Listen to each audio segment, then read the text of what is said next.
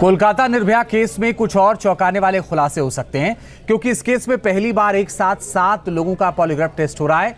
मुख्य आरोपी संजय रॉय का टेस्ट आज की बजाय कल होगा। जेल के अंदर ही उसके टेस्ट को कराने की तैयारी की गई है, जबकि पूर्व 6 अन्य लोगों का दूसरी जगहों पर टेस्ट हो रहा है। माना जा रहा है कि सबसे विभत्स कांड में कई अहम क्लू मिल सकते हैं, जिससे साबित होगा कि उस भयानक रात में रेप हुआ था या फिर गैंगरेप।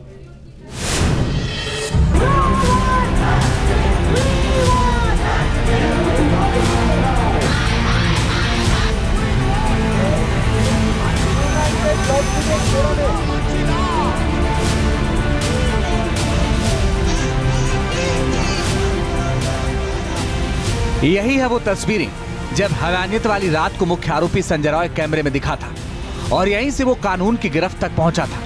लेकिन जिस तरह निर्भया के शरीर पर जख्मों के निशान मिले और भारी मात्रा में सीमेंट मिलने की बात सामने आई, उससे गुत्थी उलझी हुई है कि संजय रॉय के साथ और कितने लोग सेमिनार हॉल में मौजूद थे, और क्या निर्भया की हत्या सेमिनार हॉल में हुई थी या फिर क्राइम सीन बदला गया। सबसे बड़े राज से पर्दा उठ सकता है, क्योंकि निर्भया केस में पहली बार 7 लोगों का पॉलीग्राफ टेस्ट कराया गया। जिन 7 लोगों का पॉलीग्राफ टेस्ट हुआ, उसमें मुख्य आरोपी संजय रॉय, मेडिकल कॉलेज के पूर्व प्रिंसिपल संदीप घोष, निर्भया के साथ डिनर करने वाले 4 डॉक्टर और खाना, जिन्हें निर्भया केस में सच और झूठ को पकड़ने वाली जांच का पता करना पड़ा।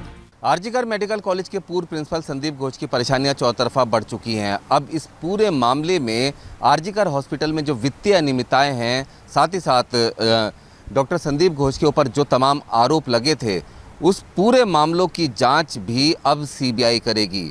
कोलकाता हाईकोर्ट के फैसले के बाद अब जो विशेष एसआईटी टीम बनाई गई थी डॉक्टर संदीप घोष के खिलाफ अनियमितताओं और जो आर्थिक उल्लंघन या शवों की तस्करी, बायोमेडिकल वेस्ट के जो ठेके को देने की प्रक्रिया में गड़बड़ी और आरजीकर मेडिकल कॉलेज में भ्रष्टाचार को लेकर जो जांच चल रही थी, उसकी रिपोर्ट, जो अब तक की जांच रिपोर्ट है, वो एसआईटी ने सीबीआई को सौंप दी है। अब यहाँ सीबीआई कोलकाता के दफ्तर में आरजीकर मेडिकल कॉलेज में हुए भ्रष्टाचार और डॉक्टर संदीप घोष के ऊपर जो तमाम आरोप लगे थे, उसकी भी जांच अब सीबीआई करेगी।